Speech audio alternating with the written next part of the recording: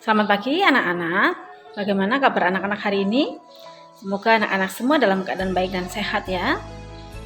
Hari ini kita akan mendengarkan firman Tuhan, namun sebelumnya mari kita berdoa. Tuhan, terima kasih hari ini Engkau membangunkan kami dalam keadaan baik. Bukalah hati dan pikiran kami, karena kami akan mendengarkan firman-Mu. Tolong kami supaya kami bisa mengerti dan melakukannya dalam kehidupan kami. Dalam nama Tuhan Yesus kami berdoa. Amin. Ya, renungan kita hari ini diambil dari Injil Matius. Ya.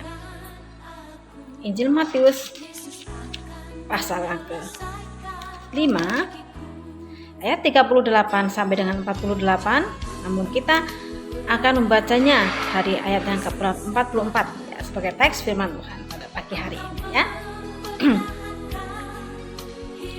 Tetapi aku berkata kepadamu, kasihilah musuhmu dan berdoalah bagi mereka yang menganiaya kamu. Pada pasal yang ke-5 sampai pasal yang ke-7 adalah rangkaian khotbah yang Tuhan Yesus khotbahkan di atas bukit ya.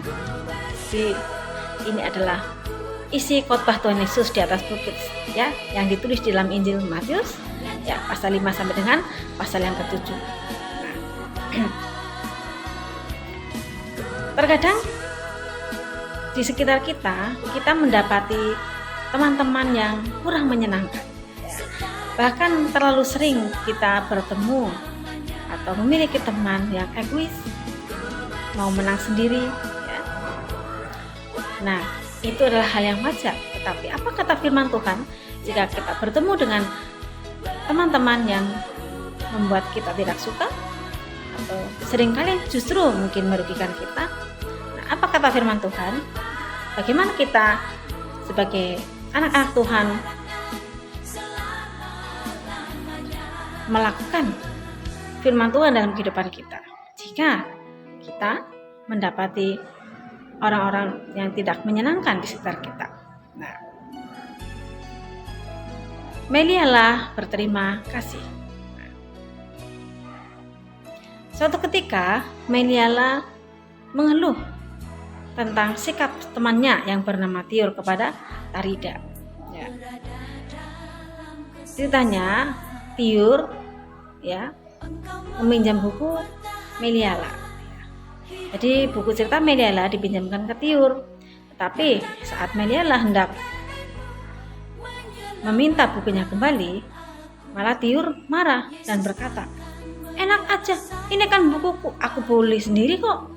Dan ngaku-ngaku dong, ini buku saya, ini bukan buku kamu, aku tidak pernah pinjam." Nah, menyebalkannya sudah pinjam, tetapi saat diminta kembali malah justru marah pada yang mau minjami. Itu kan sangat tidak baik. Ketika Tarida mendengar cerita ini dari Meliala, kemudian Tarida berkata bahwa itu wajar saja kalau kamu merasa jengkel dan sedih, Meliala. Memang Tiur tidak tahu terima kasih, dia memang salah. Bahkan malah menuduh kamu kalau kamu merebut bukunya. Karena itu Meliala pun geram. Wah, seperti ini harusnya diapain sih, kata Meliala ya. Harusnya dikasih pelajaran deh biar kapok. Tapi kata si Meliala, aku akan berdoa supaya Tuhan menghukum Tiur. Pokoknya aku ingin Tuhan menghukum Tiur. Aku ingin Tiur celaka dan supaya dia sadar bahwa selama ini dia telah menyakiti banyak teman-temannya. Kemudian mendengar kata-kata Meliala, Tarida mengerutkan kening lalu katanya, "Meliala, Tiur memang telah berbuat tidak baik padamu, tetapi mestinya ya kamu mendoakan Tiur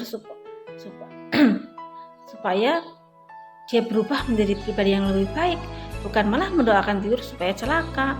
Nah, kalau kau berdoa seperti itu, kau juga tidak baik sama halnya dengan Tiur. Mestinya kau mendoakan agar Tiur menjadi anak yang lebih baik lagi. Seperti itulah yang Tuhan Yesus kehendaki." Ya. Mendengar nasihat Tarida, Meliala merasa kaget. Tapi lama-kelamaan ia bisa menerima kebenaran nasihat dari Tarida. Karena itu, Meliela berterima kasih kepada Tarik. Nah anak-anak, sebagian besar dari kita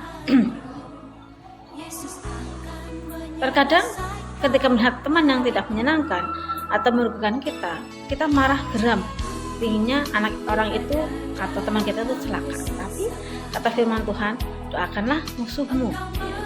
Pada ayat yang ke-44, Tuhan Yesus berkata, aku berkata kepadamu, kasihilah musuhmu dan berdoalah bagi mereka yang menganiayamu. Dan Yesus saja menasihatkan bahwa kita harus mengasihi musuh. Terlebih lagi teman, walaupun teman tidak menyenangkan, adalah teman kita, bukan musuh kita. Maka sudah sewajarnya kita mendoakan teman kita. Jadi anak-anak, firman Tuhan hari ini mengajarkan kita untuk mengasihi musuh, ya, mendoakan musuh kita. Jadi, mari kita doakan musuh kita atau mendoakan orang yang berbuat tidak baik kepada kita. Karena apa? Kita harus melakukan firman Tuhan, ya. Melakukan firman Tuhan yang menjadi pedoman dalam kehidupan kita. Mari kita berdoa. Tuhan, ampuni kami jika selama ini seringkali kami terbawa emosi, kami marah ketika kami mendapati teman kami merugikan diri kami. Ampuni kami Tuhan, seharusnya kami tetap mengasihinya supaya mereka tahu bahwa kami adalah anak-anak Tuhan, sehingga mereka memuliakan nama-Nya. Dan Yesus, tolong kami supaya kami boleh menjadi anak-anak-Mu yang menjadi pelaku firman Tuhan. Terima kasih Tuhan Yesus, dalam nama Tuhan Yesus kami berdoa. Amin. Sampai jumpa pada renungan firman Tuhan berikutnya. Tetap jaga kesehatan, jaga diri, ya. Cintailah Tuhan, hormatilah orang tua, dan mari kita bekerja keras supaya di masa yang akan datang kita boleh menjadi orang-orang yang sukses dan berguna.